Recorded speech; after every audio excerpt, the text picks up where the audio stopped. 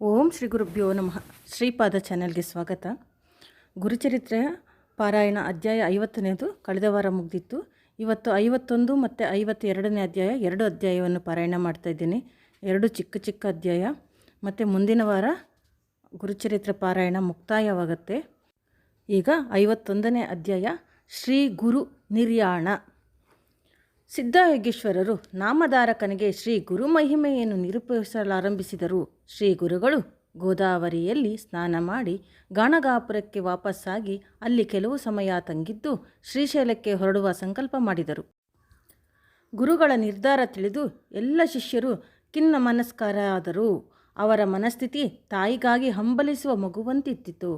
ಗುರುದೇವ, ನೀವು ಇಲ್ಲಿಂದ ಹೊರಟರೆ ನಮ್ಮ ಗತಿ ಏನು? ನೀವಿಲ್ಲದೆ ನಾವು ನೆಮ್ಮದಿಯಿಂದ ಇರಲಾರೆವು ಎಂದು ಅವರೆಲ್ಲರೂ ಹಂಬಲಿಸಿದರು.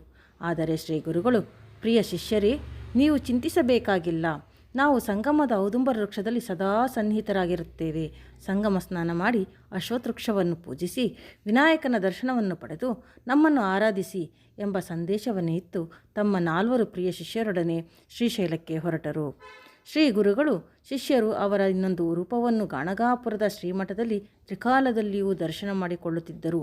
ಇತ್ತ ಶ್ರೀಶೈಲಕ್ಕೆ ಬಂದ ಗುರುಗಳು ಅಲ್ಲಿನ ಪಾತಾಳ ಗಂಗೆಯ ಬಳಿ ನಿಂತು ಶಿಷ್ಯರಿಗೆ ತಮಗಾಗಿ ಪುಷ್ಪಾಸನವನ್ನು ರಚಿಸಬೇಕೆಂದು ಅಪ್ಪಣೆ ಕೊಡಿಸಿದರು.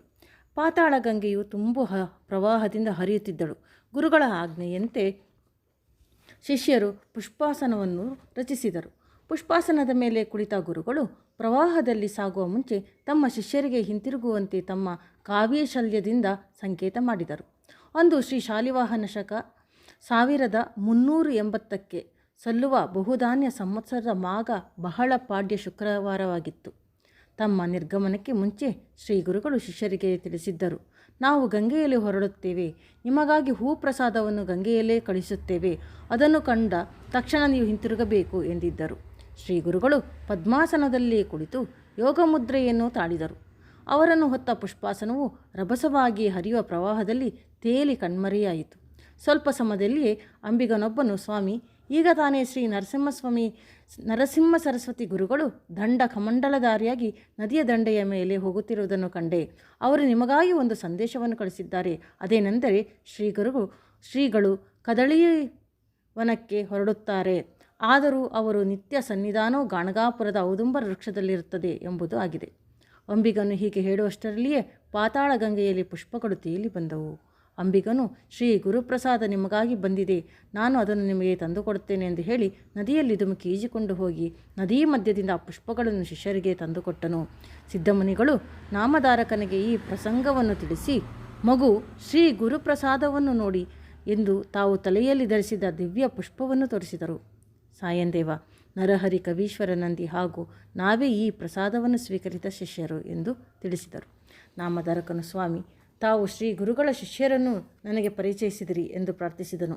ಸಿದ್ಧಯೋಗೀಶ್ವರರು ಶ್ರೀ ಗುರುಗಳು ಕೃಷ್ಣ ಸರಸ್ವತಿ, ಬಾಲ ಸರಸ್ವತಿ, ಉಪೇಂದ್ರ ಮಾಧವ ಸರಸ್ವತಿ ಎಂಬ ತಮ್ಮ ಶಿಷ್ಯರನ್ನು ಸನ್ಯಾಸ ದೀಕ್ಷೆ ಕೊಟ್ಟು ತೀರ್ಥಯಾತ್ರೆಗೆ ಕಳಿಸಿದರು. ಶ್ರೀ ಗುರುಗಳಿಗೆ ಅನೇಕ ಮಂದಿ ಗೃಹಸ್ಥ ಶಿಷ್ಯರೂ ಇದ್ದರು.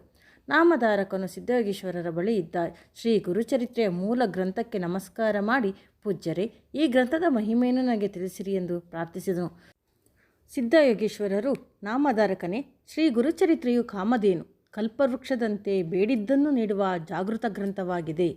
ಈ ಗ್ರಂಥದ ಶ್ರವಣದಿಂದ ದಾರಿದ್ರ್ಯ, ದುಃಖ, ಅನಾರೋಗ್ಯಗಳು ದೂರವಾಗಿ ಧರ್ಮ, ಅರ್ಥ, ಕಾಮ, ಮೋಕ್ಷಗಳು ಸಿದ್ಧಿಸುತ್ತವೆ. ಇದನ್ನು ಬರೆದು ಓದಿದವರಿಗೆ ಸರ್ವಸಿದ್ಧಿಯೇ ಆಗುವುದು ಎಂದು ವರ್ಣಿಸಿದರು ಎಂಬುದಲ್ಲಿಗೆ ಶ್ರೀ ಗುರು ನಿರ್ಣಯ ಎಂಬ ಶ್ರೀ ಗುರುಚರಿತ್ರೆಯ 51ನೇ ಅಧ್ಯಾಯ ಸಂಪೂರ್ಣವಾಯಿತು. ಈಗ ಗುರುಚರಿತ್ರೆ 52ನೇ ಅಧ್ಯಾಯ, ಶ್ರೀ ಗುರು ಸಾನ್ನಿಧ್ಯ ಮಹತ್ವ. ನಾಮಧಾರಕನು ಸಿದ್ಧಯೋಗೀಶ್ವರನ ಕುರಿತು, ಪೂಜ್ಯರೇ, ಶ್ರೀ ಗುರುಗಳು ಶ್ರೀಶೈಲಕ್ಕೆ ಪ್ರಯಾಣ ಬೆಳೆಸಿದರೆಂದು ತಿಳಿಸಿದಿರಿ. ನಂತರ ನಡೆದ ವೃತ್ತಾಂತವನ್ನು ತಿಳಿಸಿ ಎಂದು ಪ್ರಾರ್ಥಿಸಿದನು.